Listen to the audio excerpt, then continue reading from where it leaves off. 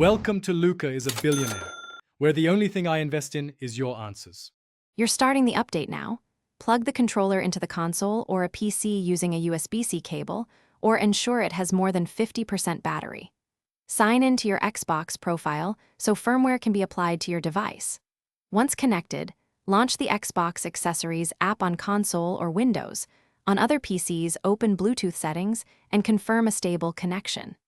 This initial link is critical because the update transfers directly to the controller. Make sure the cable is secure and the controller stays powered during the process. Now run the firmware update. In the Xbox Accessories app, select your controller and choose Update. Follow each on-screen prompt. Sometimes the app will ask to close games or restart. Do not disconnect the cable or power off the console. Interrupting install can leave the controller unresponsive. The tool will show stages: download, install, and verify. Be patient. The progress may pause briefly while writing firmware. Once the app reports success, the controller will often flash or vibrate to indicate completion.